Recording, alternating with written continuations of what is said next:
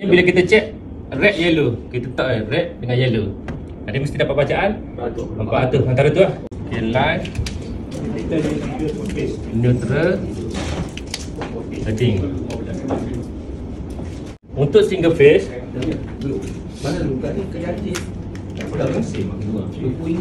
okay, kita select pada voltage. Okay, yang AC. Okay, untuk kita check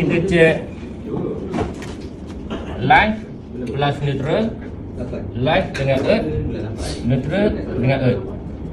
Okay. Jadi maknanya kita akan dapat bacaan ni lah, benda live dengan neutral. Okay, live dengan earth, itu neutral dengan earth. Dia akan dapat bacaan tu lah. Okay, kalau untuk 3 phase,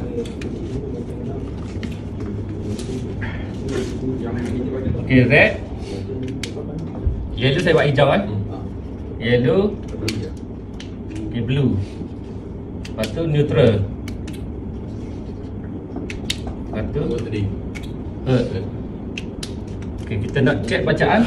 Okay, red, yellow, blue plus yellow, blue, red.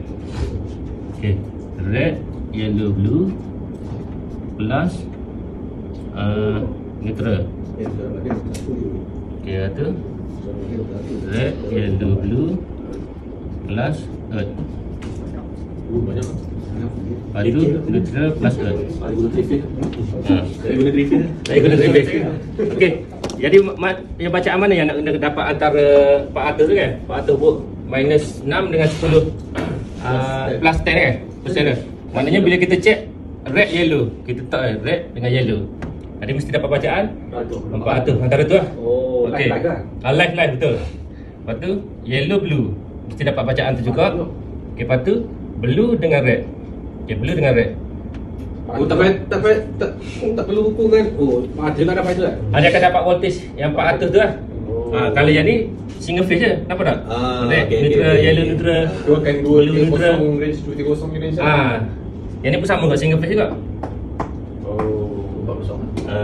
Cuma dia banyak sebab nampak mana sebab dia 3 tak yellow. So masa bila kita nak pakai 400 volt tu? Ni masa ada 3 phase punya incoming ni. Maksudnya dekat equipment ke ataupun kita punya plug dekat mana? Equipment dia hantar single phase je. Equipment dia hantar single phase je. Yang dekat DB ni kita nak check 3 phase lah. Dengan dekat meter tu. Kalau perlu check meter. Kalau dia tak dapat range tu kena dengan TMB lah. Tak dapat range tu kau TMB 15454. Kena check lagi. Kau tahu tak? Yang single phase dekat 3 phase kan? Bacaan dia berapa? Yang ni? Bacaan dia sama antara 2 betul. Maknanya 230 minus 6% plus 10%. Jadi faham kan yang voltage 3 phase ni kita tak ada nak guna equipment yang 400 volt punya kan? Ada guna equipment 3 phase. Okey, kalau nak guna equipment 3 phase ada satu MCB triple juga kita pakai. Okay, MCB triple dia ada 6 lubang kan? Maknanya yang backup ni supply dia ambil sini kat bawah ni.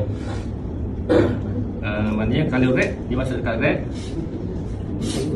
Okay, yellow masuk dekat yellow. Okay, blue masuk dekat blue. Okay, yang ni yang keluar ni pergi ke loop lah. Loop yang pakai 3 phase. Neutral ambil kat sini. Jadi ambil kat sini. Ini dia akan jadi 3 phase, single phase, 3 phase ni. Bukan. Yang ni untuk loop 3 phase. Oh, loop dia. Equipment dia 3 equipment yang pakai 3 phase. Dia ada motor, dia ada pakai 3 phase. Aircon 6 horsepower. Motor mesin motor daging ke. Ada yang pakai 3 phase punya. Charger EV tak ada EV? Charger EV ada yang 3 phase, ada yang single phase. Bila nak beli? Tu akal lah dia.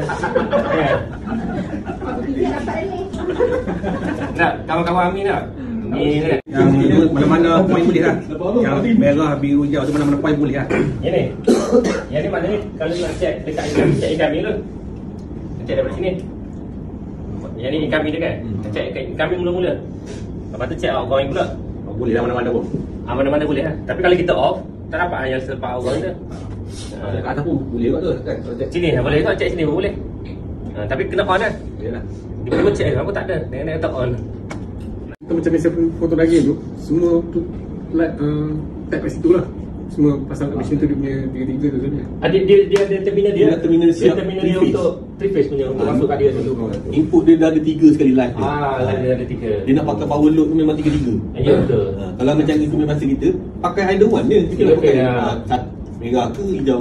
Itu je. Betul.